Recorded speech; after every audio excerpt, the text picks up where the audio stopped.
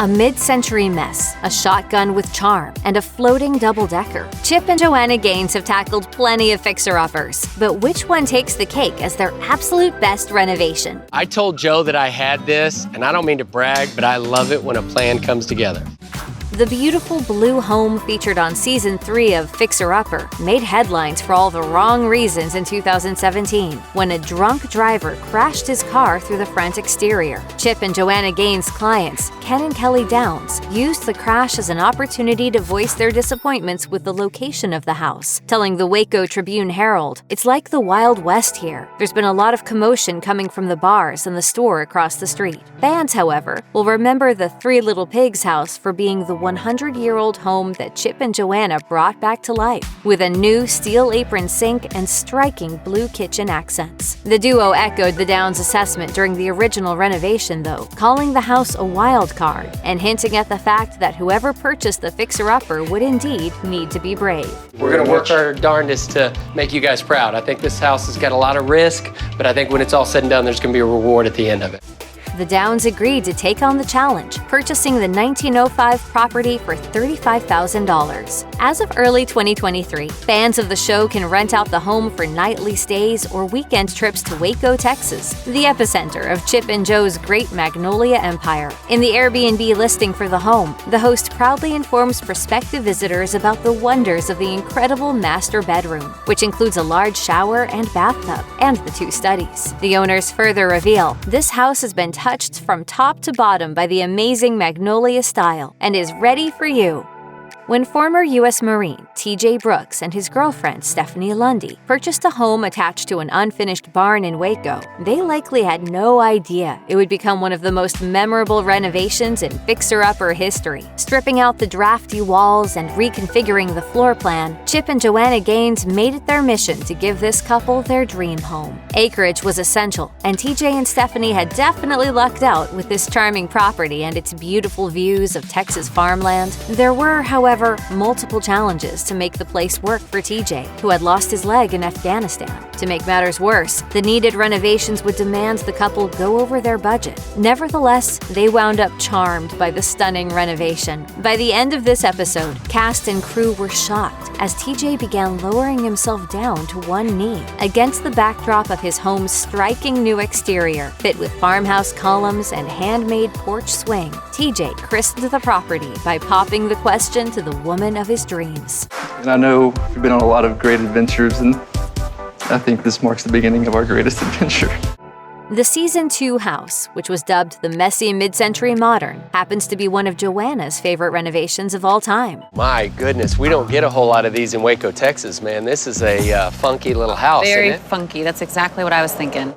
Never one to back down from a difficult design, Joe took on the project with gusto, eventually finding a way to blend his rustic roots with her more modern visions. Where the Gaineses really excelled in this renovation is opening up the floor plan to create a clean, sun-filled living area. With their clients expecting a baby, Chip and Joanna also went to work designing a lovable nursery that reflects the house's color story. In breaking down the project on the Magnolia blog, Joe explained that she's especially proud of the work on the master bedroom, where she included exposed brick on the walls to add a bit of texture to the design. The Barretts' pride in their home was on full display during a house tour they gave to House Beautiful in 2018. We didn't know that they were going to do this brass and glass island sort of area as they opened up the kitchen. It's no surprise that producers chose this episode to launch Season 3 of the show, as the Nut House, as Chip and Joanna christened this building, is one of the most stunning redesigns ever completed on the show. After a 2-year period of abandonment, this neglected property was finally bought by Chip and Joanna's clients, Noah and Jessica Dansby. The Nut House dates back all the way to the mid-20th century and stands at 3,500 square feet. With such a dilapidated property, this building was the perfect canvas for Chip and Joanna to test just how far they could stretch their farmhouse aesthetic. With a 6-light rustic chandelier, dark wood chairs, and a classic farmhouse table, the Dansby's new kitchen is far and away the most exceptional room in the house. Following the lead of their clients, the Gaineses used an aquamarine color scheme for the Dansby's kitchen. Sensing that the couple was unafraid of bold colors, Joe and her team chose an interesting tile pattern called Lagoon Quartz for the kitchen countertops, and laid a backsplash using a periwinkle subway-style tile, creating a room that sings with calming energy. What is this? What is this? It's our next flip house.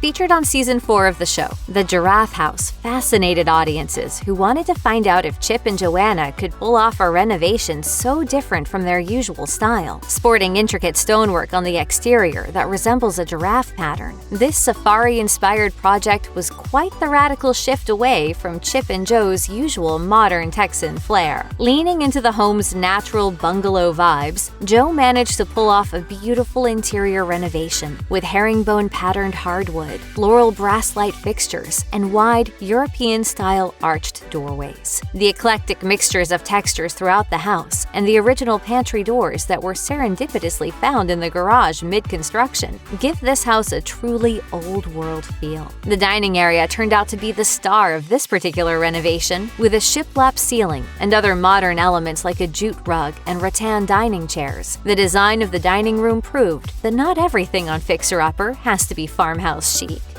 Dating all the way back to the 1930s, this cottage-style home possessed a fairy tale-like charm even before the Gaineses got their hands on it. While Chip and Joanna are more used to dealing with sliding barn doors and rustic shiplap, this delicate building was calling for something a bit more European. The Lunar Lander, as it was dubbed, possessed a soft quality, leading Chip and Joanna to do some of their best color work, combining deep blues and reds for an almost Snow White-inspired design. In naming the house, as the Gaineses do with all their properties, Chip takes inspiration from the half-moon design carved into the front door. That moon is original. No kidding. I would have never guessed that. Wow. And thus, the Lunar Lander was born. Young couple Matt and Samantha Hardy were ecstatic about the vintage home as well. And so Chip and Jo set to work transforming this Waco property into the starter home of their dreams. The property's beauty can be seen in the dark turquoise walls and sleek black kitchen. Pushing themselves beyond the boundaries of their signature style, the Gaineses wowed the Hardy family and fixer-upper fans alike with this project. Samantha summed up our thoughts on reveal day. I think we knew it would be beautiful, but it's almost surreal that we get to live here.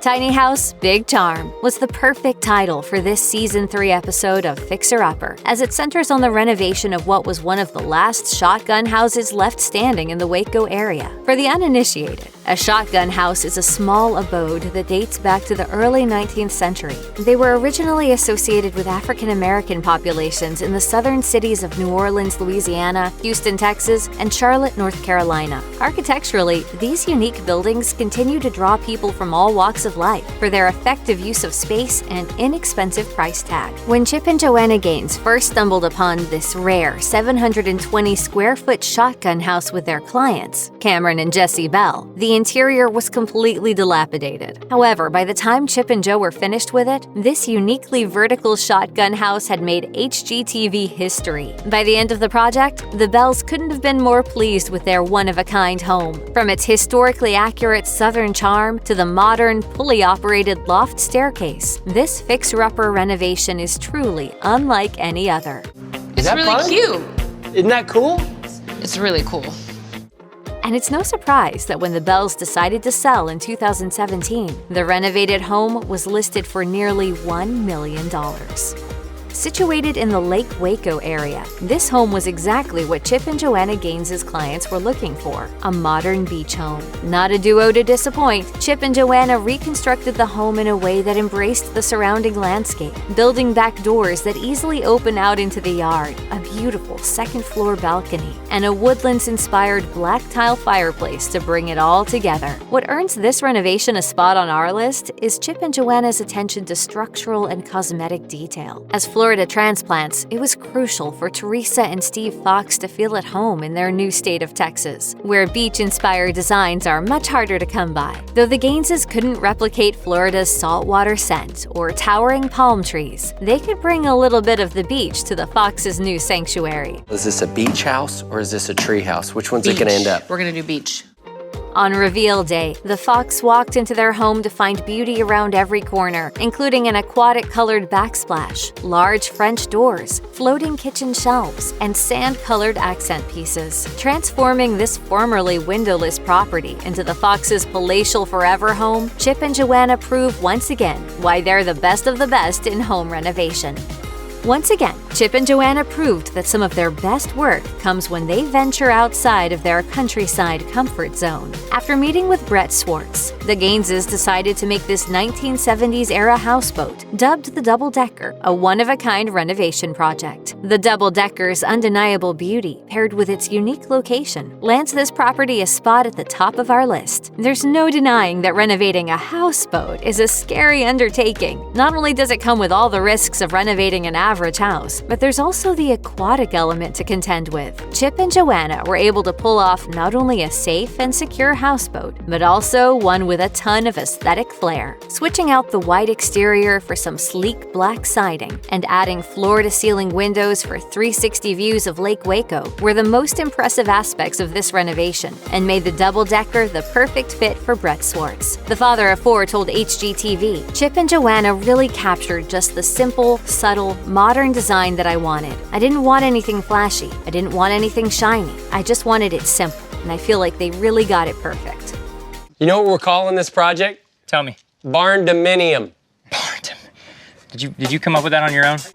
Contrary to what you may have heard, the Barndominium was not a Gaines invention. The concept of transforming working spaces, like barns or outdoor workshops, into living spaces was popular among the home design community long before Fixer Upper. Nevertheless, the Barndo featured in Season 3 of Fixer Upper has become something of an ideal model for what enterprising Texans might want their own Barndominiums to look like. We've placed this property at the top of our list, not only for its popularity among fans, but also because it is genuinely a marvelous piece of home construction and interior design. A big part of the Barndominium's fame among fixer-upper fans derives from Chip's willingness to play with traditional blueprint conventions. Instead of placing the main living area and the kitchen on the first floor, he and his team shook up the status quo by situating the living room and kitchen on the second floor of the house, making for a unique and playful space from top to bottom. If that's not enough to convince you that this renovation deserves the top spot, let us remind you that this famous barndo also includes top-tier shiplap walls, ample amounts of natural light,